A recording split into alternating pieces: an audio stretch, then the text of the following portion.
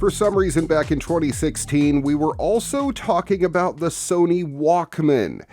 Yes, it was an updated version, but by then, we sure had a good iPhone or Samsung Galaxy in our pocket at that point, didn't we? Maybe not. No. We had a Samsung Galaxy 2 by 2016, I swear. Still, Sony in their infinite wisdom thought, why not put out a new version of the Walkman? It is, by the way, for audiophiles, so it was a specialty product. I'm sure Sony wasn't expecting to sell a bunch of them. Sony CEO has reminded rich audiophiles everywhere not to forget about Sony. He unveiled the new Signature Series reference devices recently. That included the NWM1Z and 1A Walkmans, headphones, even a headphone amp. The $3,200 1Z Walkman is literally a gold-plated device, which not only makes it bling, but supposedly reduces contact resistance and oxidation, according to Sony. Realistically, most people probably won't hear the difference between that model and the nearly identical-looking $1,200 1A Walkman. Both support the new high-res music format. Both have separate digital and analog circuitry and technology that upscales low bitrate files to near high resolution audio quality. And for the best quality, there's Sony's $2,300 Signature Series MDR Z1R headphones. They feature a 70mm magnesium dome driver, aluminum-coated diaphragm, a neodymium magnet, and all of that along with a balanced cable and gold non-magnetic plated Corson alloy jack. Whew, that's a mouthful. It all allows for less signal loss and natural sound, says the company. Oh, I still like this one. The Star Wars BB-8 droid is an iconic droid now, even 9.5 years later. But 8.5 years ago, well, Sphero came out with a version that you could control with a wristwatch. Sphero is ready to start selling Force Bands, wristwatch-like devices that will give you a way to control its BB-8 droids with the Force. Okay, with a wave of your hand at least. Besides being able to control the BB-8 and Sphero's other Bluetooth robots with hand gestures, the device also issues voice prompts letting you know if there are holocrons in the environment that you can collect, kind of like Pokemon Go. They can also make lightsaber sounds too, so you're free to reenact Rey's and Kylo Ren's duel in your living room. Since BB-8 didn't always look clean in the movie, Sphero is also releasing a special edition battle-worn version of the adorable droid. It connects to the Force Band and your phone via Bluetooth, charges via USB, and can roll around for an hour straight. Both the special edition droid and the Force Band will be available worldwide starting September 30th. You can get the two as a bundle too for $199, but if you only want the Force Band because you already have a BB-8 droid, you can pick one up separately for $79.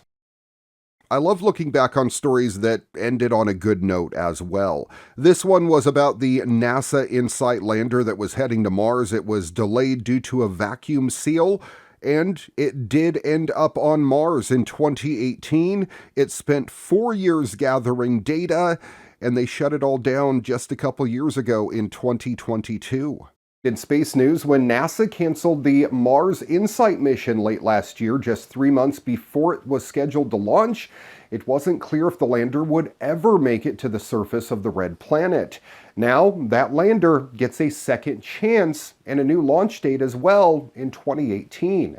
InSight was originally scheduled to launch this past March with the goal of collecting all kinds of data about what's happening in Mars's interior. But then one of the lander's vacuum-sealed instruments, a seismic monitor designed to measure tremors in the ground, started springing leaks as fast as NASA could patch them up. When it popped another leak just 3 months before its scheduled launch date, NASA had no choice but to cancel plans to launch the $525 million mission.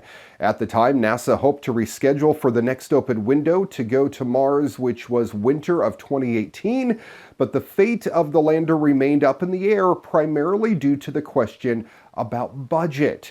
It was unclear if the agency would have the extra money to fix InSight and to reschedule the launch. Now, NASA has put an additional $150 million into the mission in an effort to send it up on May 5th, 2018.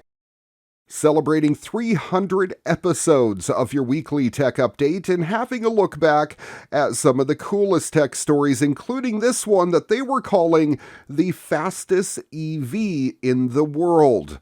Boy, how times have changed. In this week's EV news, Chinese electric car startup Next EV has launched a vehicle it claims is the fastest electric car in the world. The EP9 supercar was unveiled recently at a launch event in London and is the first model from Next EV's new brand, Neo.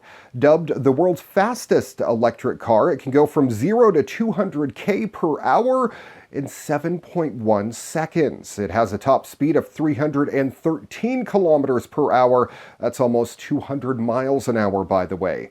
The electric vehicle can be fully charged within 45 minutes and has a range of up to 427 kilometers. It also features an interchangeable battery system, which allows drivers to swap out the empty cells in about 8 minutes. The cockpit and chassis is made from carbon to cut overall weight and aid aerodynamics, while its rear wing lifts to 3 different positions to achieve twice the downforce of regular Formula One cars. The commercial production will be started sometime in 2017, but the company has not said anything about the pricing. One thing is for sure, $1.2 million is needed to build this car, so we can expect the selling price to be just as fantastic. The sale will begin in China, but there is a possibility that it will also come to the US, UK, and Australia.